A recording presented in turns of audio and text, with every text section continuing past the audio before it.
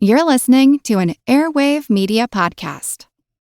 Get cash for clothes at Plato's Closet in North Charleston and West Ashley. It's so easy. Recycle, earn cash, repeat. We pay cash on the spot for your trendy, gently used clothing, shoes, and accessories. At Plato's Closet, we buy all seasons, all day, every day. It's time to clean out your closet and cash in. Bring in your denim, graphic tees, athletic wear, shoes, handbags, and more. Sell your styles to Plato's Closet for cash. Then, do it again. Plato's Closet, located in West Ashley on Sam Rittenberg Boulevard and North Charleston on Rivers Avenue.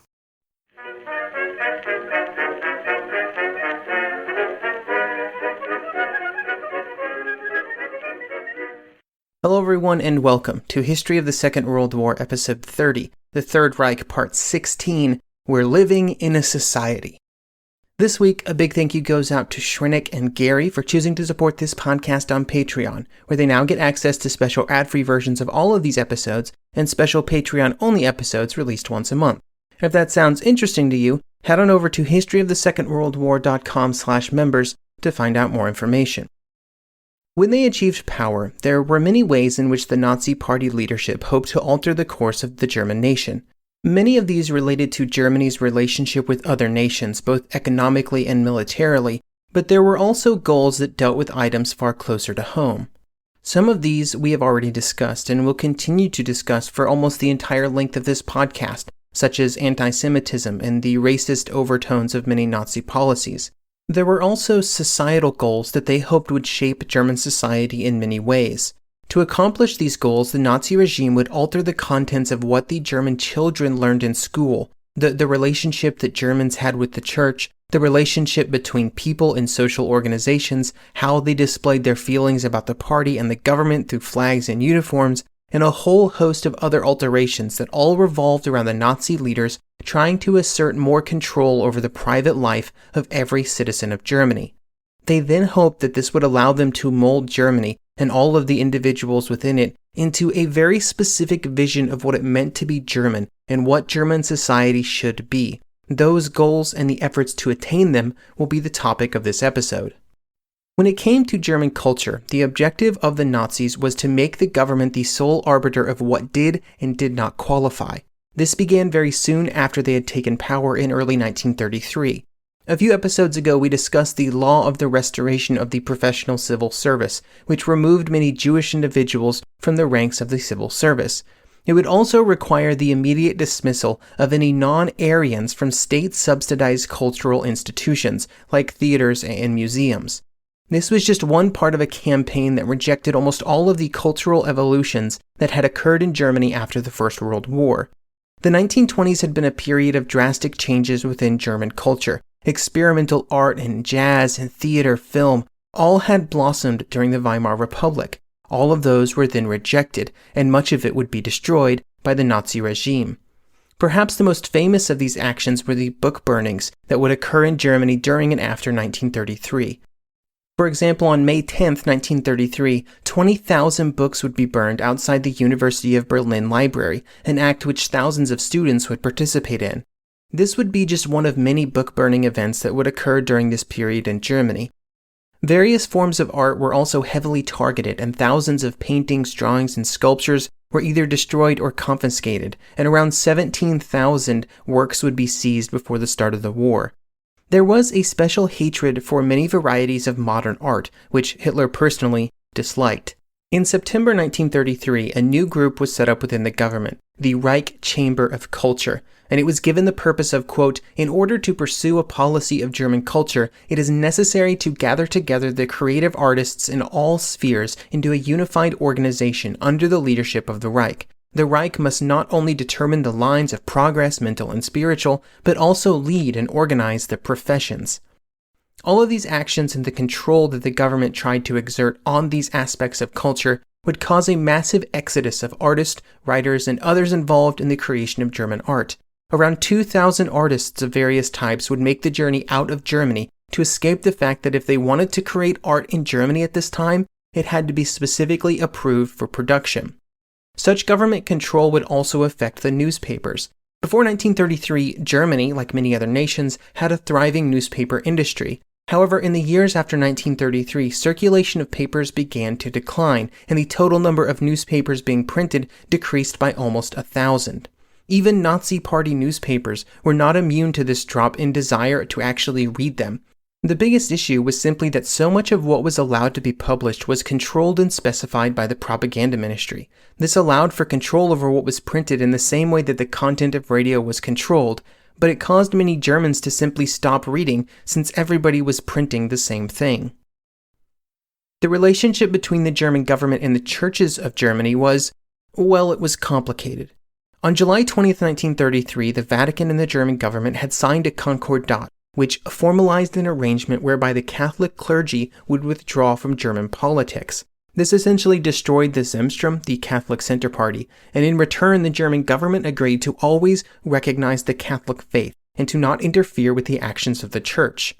The agreement also included an oath to be loyal to the German state, which all the clergy would have to swear when they took up their positions around Germany. Almost immediately after the Concordat was signed, the Nazi leaders would begin to first test the limits of its clauses, and then they would eventually completely ignore them. Early efforts to push the Concordat would come to the forefront in September 1933, when the oath that was taken by German clergy was altered for both Catholic and other Christian faiths. This change meant that instead of swearing an oath of loyalty to Germany, it was also expected that Hitler and National Socialism would be included. This would prove to be far too much for some clergy, and there would be many that refused to take the oath, which resulted in their removal from their positions.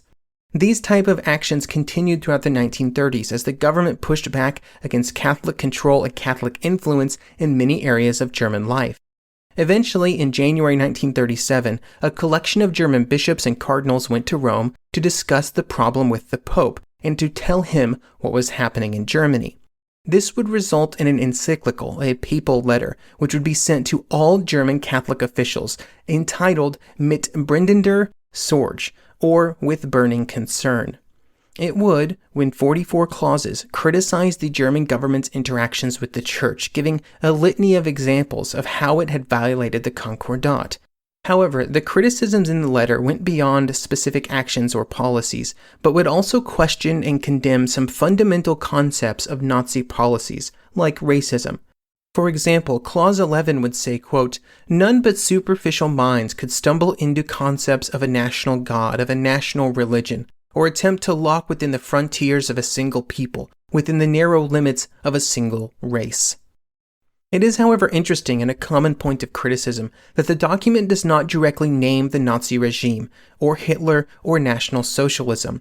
This has caused many, both at the time and in the years that followed, to criticize the Church for not more strongly condemning specific actions, beliefs, or individuals who pushed those beliefs and turned them into actions.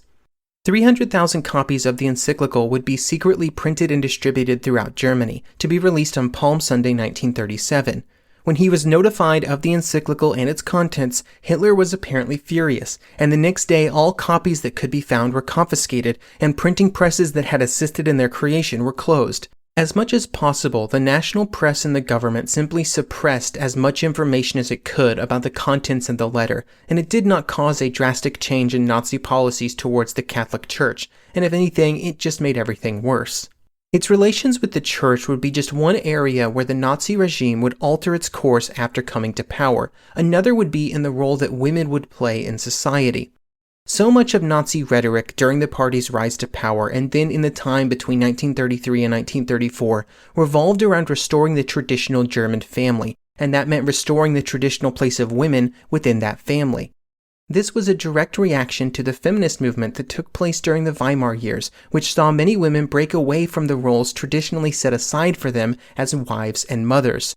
This was attacked in Nazi rhetoric, and in September 1934, Hitler would say in a speech, quote, "The phrase women's liberation is a phrase invented by Jewish intellectualism, and its contents is shaped by the same spirit. The German women never needed to be emancipated in the really good times of German life, for her world is her husband, her family, her children, and her home." End quote. The government would instead focus on a very specific view of what women were supposed to do within society, and most of that view revolved around one thing: having babies. This was initially wrapped in the bounds of a traditional family, but as the years progressed, the emphasis on starting a traditional family receded into the background, and the focus became solely on procreation. Families were given loans and tax breaks based on the number of children they had, and there were even public awards created in 1938 for mothers of 4, 6, and 8 children, the Mother's Cross of Honor. All of this was of course steeped in the values of the party, with such an emphasis placed upon reproduction due to the perceived place of the resulting, quote, Aryan children in the future of Germany. Initially, women were also discouraged from working in many jobs outside the home, partially due to the unemployment crisis of the early 1930s. They were still mobilized for various public service activities, and they were allowed to take very specific types of jobs, but they were mostly forbidden from working in several sectors of the economy. This began a drastic shift after 1935, because it was in that year that the government began its major rearmament program, and for that program, it needed workers. It needed a lot of workers. These could not all come just from the men in Germany, especially as the size of the armed forces quickly ballooned under conscription, and so women were once again mobilized into the workforce. This would completely shift the Nazi message from one of traditional motherhood to a message that these women were needed in the factories, and so between 1933 and 1939, 2 million more married women would be working outside the home. This resulted in a situation for many women and mothers who were forced to do exactly what the Nazi leaders had claimed had been such a problem in 1933, balancing work outside the home with taking care of their families. This would of course only become more stressful as the war approached and the German military continued to expand.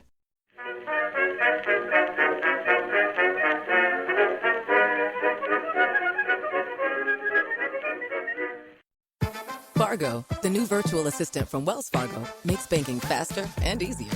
Like this. Fargo, what's my checking account routing number? And this. Fargo, turn off my debit card. And this. Fargo, what did I spend on groceries last month? And that's just the beginning. Do you, Fargo? You can. In the Wells Fargo mobile app. Learn more at wellsfargo.com/getfargo. Terms and conditions apply. Your mobile carrier's availability and message and data rates may apply. Wells Fargo Bank, N.A., member FDIC.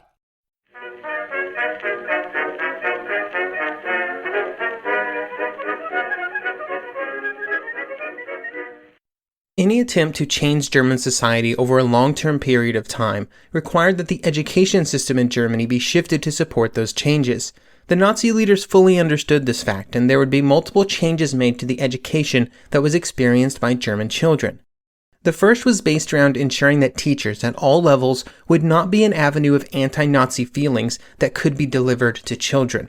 Hitler was personally not a huge fan of professional academics, and this was reflected in the treatment of teachers and professors by the regime. All teachers had to take an oath of loyalty and obedience to the party and to Hitler, much like the oaths that were being used in other areas of society. There was not a large amount of dissent from teachers to these actions after 1934, if only because by that point 15% of all university professors had already been removed from their positions, with similar dismissals made at other levels of education. There was also strong support for Nazi policies among older students, especially at universities around Germany, and this added local pressure on educators to toe the party line. What dissent that did exist was often expressed in the form of very specific criticisms of specific choices that had been put in place by the government. This specificity was crucial because it avoided a wider criticism of Nazi beliefs and practices which would have been seen as seditious. Most educators in Germany would not fall foul of the regime and they would remain in their positions. The exception to this was of course Jewish academics and teachers, which made up about 12% of all professors in Germany in 1933. Several prominent academics, including Nobel Prize winners like James Franck, Hans Krebs, and of course Albert Einstein, were either pushed out of their positions or forced to resign. Along with ensuring the loyalty of those teaching children, efforts were also made to ensure that what they were teaching was deemed to be correct. To accomplish this, textbooks were largely rewritten. History was altered to fit within Nazi ideology, creating a completely false perspective on both the German and world history. New subjects like racial sciences were added to the curriculum to indoctrinate young Germans into the racial policies of the Nazi Party. Mein Kampf was included as part of this instruction, which if you've ever tried to read it should only be considered as a punishment. The goal of all of these changes to the educational content was to essentially push propaganda to all Germans at the earliest possible opportunity, and when they were most vulnerable to that propaganda. The results of all of these efforts was, well, it was pretty catastrophic in terms of the quality of education in Germany and the quality of the resulting students. In later years, this was felt at all levels of the workforce. In the chemical industry, which was absolutely critical to rearmament, there were complaints that Germany was losing what had once been a solid lead on the rest of the world in certain chemistry disciplines. The large chemical firms would claim that this put at risk not just the national economy, but also national defense, given the importance of the chemical industry to the German war effort. They put the blame on the drastic shortage of new scientists and the very disappointing quality of those that were graduating in the late 1930s. During these later years, it was also difficult to find enough people who completed university. The universities had always been a very fertile feeding grounds for the Nazi Party. They had found a lot of members there because of the economic issues in the early 1930s, which left them with little prospect of employment after their studies were over. And then later in the 1930s, many young people and also university graduates were siphoned off into the army and other state-led forces in ever-growing numbers. So many men were leaving for military training that there were enrollment problems for higher education. Their places were also not filled with young women because of the emphasis on returning women to their more traditional role within the family. But the military was also not immune to the problems that were being experienced in terms of educational quality for individuals exiting their mandated years and then also in university. By the late 1930s, many military officers were beginning to register complaints about the recruits that they were receiving, and especially the education that they had experienced. Between 1932 and 1938, university enrollment in Germany would decrease by half, but the percentage of those students who were women would also be reduced in half. Many students, those who were aware that their education had been compromised, placed at least some of the blame on all of the other activities that they were expected to participate in while at school. This would rob them of any available time to study outside of school, and was due at least partially to the obsession with physical fitness, which would become a policy of the regime, stemming straight from Hitler. He would make this emphasis clear as early as Mein Kampf, stating, quote, "The whole education by a national state must aim primarily not at stuffing with mere knowledge, but at building bodies which are physically healthy to the core," end quote. With the goal of building bodies, a new organization was created, the Hitler Youth. The Hitler Youth predated 1933 by almost a decade, being founded in the 1920s as part of the SA. The objective of the group was to cause greater involvement in the Nazi movement among young boys, who would then go on to be important supporters of the party in their later years. When Hitler came to power, the organization expanded, although membership was not required until 1936. Even before it became compulsory, many joined due to it being very clear that it was the best path for their future. After 1936, any parents that tried to keep their children out of the youth organizations could be sentenced to prison time. The term Hitler Youth is a blanket term for a system of youth organizations which young boys at the age of 6 would begin participating in. The first such organization would be populated by boys between the ages of 6 and 10. This was seen primarily as a precursor stage. It would be at this time that records would begin to be kept of the young boys and their physical progress and ideological adherence, but it was also just a way to make these groups a part of their lives. At age 10, things got a bit more serious. After passing several tests, the young boys would be admitted into the Young Volk. At this point, they would swear an oath to Hitler, which would say, quote, "In the presence of this blood banner which represents our Führer, I swear to devote all my energies and my strength to the savior of our country, Adolf Hitler. I'm willing and ready to give up my life for him, so help me God. We are born to die for Germany." End quote. After another 4 years in the Young Volk, at the age of 14, the boys would officially enter the Hitler Youth, at which point their training shifted in a decidedly militaristic fashion. At the age of 18, most would either go into several months in the National Labor Service or directly into the army. The core values of what boys were taught during this time was summarized by Thomas Childers like this, quote, "Militarism, nationalism, racism, and Führer worship, along with the martial virtues of duty, obedience, honor, courage, physical strength, and ruthlessness, There were many unintended consequences to the creation of the Hitler Youth. It created behavior issues both at school and at home, as many members felt that they were above such discipline. Academic performance also suffered as so much time was taken up by these outside activities.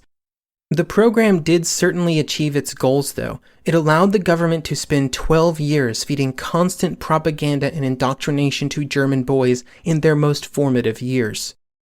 Young boys were not the only ones brought into these types of organizations. At the age of 10, girls would join the Jungmädchen, or young girls. They would spend 4 years in the organization before transitioning to the League of German Girls from the ages of 14 to 18. And then afterwards, they would also spend some time in the labor front. In some ways, the training and activities done by girls in these organizations were similar to what boys were doing of similar ages, and there was a similar emphasis on physical activity and education in Nazi beliefs. Along with this, there was also a clear emphasis on the expected role that these young women would play in the Third Reich, which was an emphasis on having children, preferably a lot of them. Speaking of children, there were more attempts to keep young girls out of these groups because of the reputation that they had for producing pregnancies. This was mostly attributable to the 6 months of service in the labor front that the young women would do after they turned 18. There were reports of many pregnancies that resulted from the fact that the labor front camps for both young women and young men were often located very close together, often in rural areas. I was a young man once. I know how that ends. And I'm sure you do too. In a nation like Nazi Germany, where access to birth control of any kind had been curtailed, and after being told for most of their lives that the greatest contribution that they could make to their nation was to have babies, well, mission accomplished, I guess.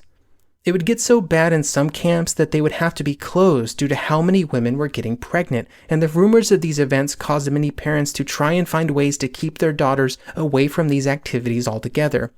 In March 1939, the government would put in place a law conscripting all young Germans into the appropriate Hitler Youth organization, essentially treating the act the same as military conscription into the army, and removing any real control that parents had over the experiences of their children. Thank you for listening, and I hope you will join me next episode as we discuss the infamous Nuremberg laws, which took anti-Semitism in Nazi Germany to a new level, and also we'll discuss how some foreign powers viewed the events that were happening in Germany, with a special emphasis on the French view from across the Rhine.